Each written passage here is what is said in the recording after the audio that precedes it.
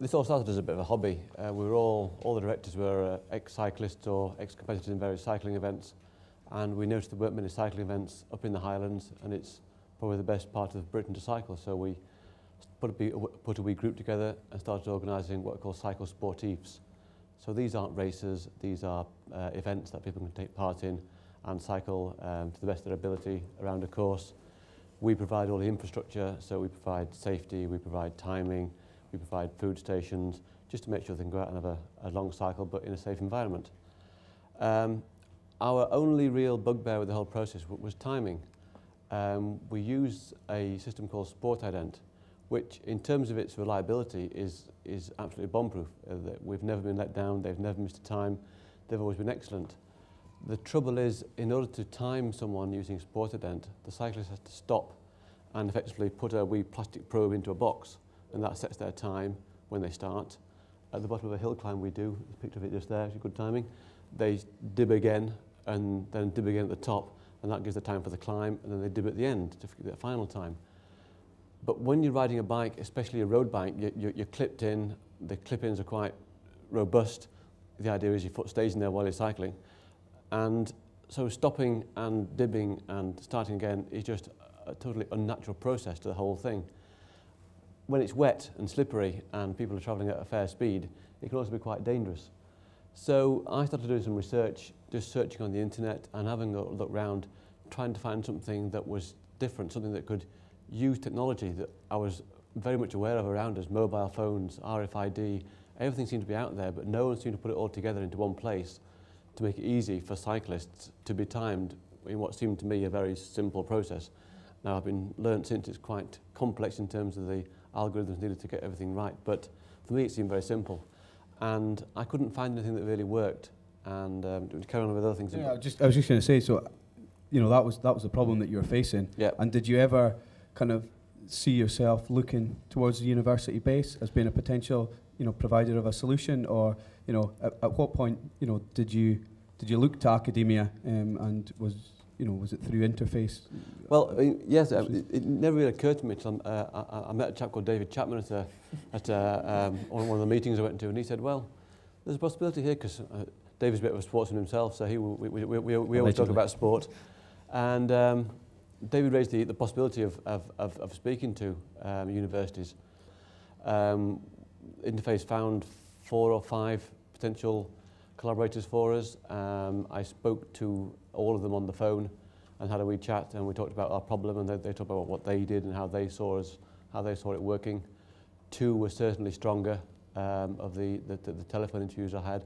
So I went to see Glasgow Cali and the West of Scotland University. Just had about an hour and a half meeting with each of them, just again talked about what we were doing, what our problems were, and they threw some rough ideas out about how they might wish to collaborate with us. And I just got a better feeling from Glasgow Cali. They seem to have done a lot of research into us. So rather than asking what we did, they knew what we did. And when we sat down with them, they were well briefed about what Highland Events was, what it did, how it did it, and the questions were very much about the specific problem. And I got a very good feeling from them. They were also very commercial. I had this probably old-fashioned fear that we were going to academia to be all gowns and motorboards and they were using long words I didn't understand. But they were very down to earth. They were very commercial about what they did. They understood the practical issues, because the events we do, I mean, that's a nice day. But you can imagine at 600 metres, sometimes it's howling a gale, the snow's going sideways, and it's not a good place to have reasonably sensitive technology. And they understood that, and they bought into that, and they realised that the whole thing had to be incredibly environmentally robust, because we've had temperatures of -8 up there. So it has to be strong stuff, and they understood all that, and they took everything away, and they really understood what we were trying to achieve. So for you, the kind of face-to-face meeting and that initial discussion was really important, just because of the nature of the business and what you guys do. Yeah, we had a number of meetings after that, both up here and down there, and again, it was all about getting the scope right of what they were going to do. There was no question about they could do what the work we wanted us to do, but it's a case of them getting the right scope and understanding our needs, and they were very, very meticulous about making sure of what had to happen and how it happened and what was important to us and what areas perhaps they could be a bit more flexible on and what we couldn't be flexible on. So it worked very well indeed.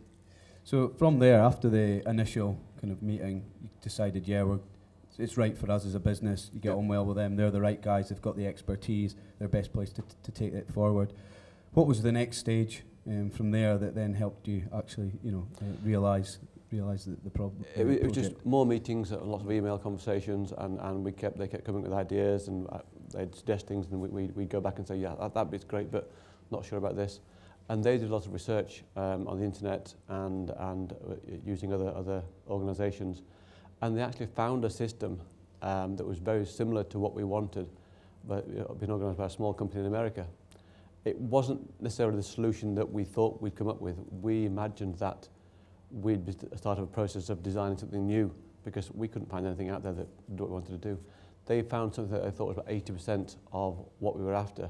And in terms of a practical solution, they said it's better to take this and then develop it a bit further, which for us has created a wee bit of a dilemma because it's an expensive product, and we as a business need to decide whether we want to take that step into doing it. But at least now we've got the tools to make that decision. I should explain, Highland Events isn't the business we use to pay ourselves. Highland Events is a sort of hobby business. We've all got proper jobs, and Highland Events is just a means to organise these events. So as a business, we need to decide whether we want to take the next step and invest and become what I would call a proper business and buy the equipment and then move it forward. Because there is the potential, we believe, to do timing of many more sportives, not just ones we organise. We believe there's a business there for timing other people's sporting events, because there is nearly nothing out there that really works using modern technology to time the events. You can get very expensive systems. I mean, Tag Heuer do a system that they use in the Tour de France. Hundreds of thousands of pounds to make it all work. But there are very close to 500 sportives in the UK now, and they're all being timed either with stopwatches and bits of paper, or expensive systems, or systems that aren't really designed to do what they're doing. And we just think there's a way to go there, but we as a business decide whether that's something we want to take on or not. But at least now we've got the tools to make that decision, which is what we've got out of Interface. Yeah, I was just going to say, the work that Glasgow Caledonian actually conducted on behalf of Highland Events was funded by a funding scheme called the Business Innovation Grant, which was available to Highlands and Islands businesses at the time. It's essentially very, very similar to the Innovation Voucher Scheme that I mentioned earlier on, and that offset most of the costs of that. It offset the costs of Glasgow Caledonian's input into it, and then you guys had your own time and expertise as the contribution in kind to that. That's correct. So really, you're kind of at that stage now where you've got to make the decision as the business, whether you make that investment, and take it on as a proper business, and that's just kind of where you're at the moment. Just kind of thinking back, and for both the online audience and the people here, what was your overall experience with working with academia? I know you said that you were kind of quite daunted at the start, and would it be right? Would there be kind of guys in gowns and mortarboards and lots of long fancy words? What's your perception now, and would you do it again? And if so, is there anything that you would kind of do differently, or any tips or any potential pitfalls that you would advise against for anyone thinking about? I would certainly do it again. It was remarkably easy. In terms of tips, just take your time deciding who you work with. And what made it work so well for us was we got on so well with the people we were working with. It was not just the technology, but the personal interface as well. That was very important, and that worked so well. And I'd wholeheartedly recommend it. It was, like I say, remarkably easy. You think these things are going to be complicated, lots of form filling. There was a bit of that, but minimal compared to what you get out of it. And I would wholeheartedly recommend it. Obviously, you had Interface there in the middle, making sure everything went smoothly and the wheels were oiled. And Interface weren't bad either. But I think it goes back to what Joe was saying earlier on as well. The bottom line is it goes back to trust. You trusted them, they trusted you, and none of them had a beard even. So. And one of them did, so we ignored him. Yeah. Well, thanks very much, Alistair. That's been great. Okay. Hopefully, you guys are now all enthused and encouraged to link in with the university. I'd just like you to put your hands together and thank Alistair. And as I say, there will be plenty of time to ask specific follow-up questions as part of the panel session. So. Thanks again. Thank you. Cheers. Cheers.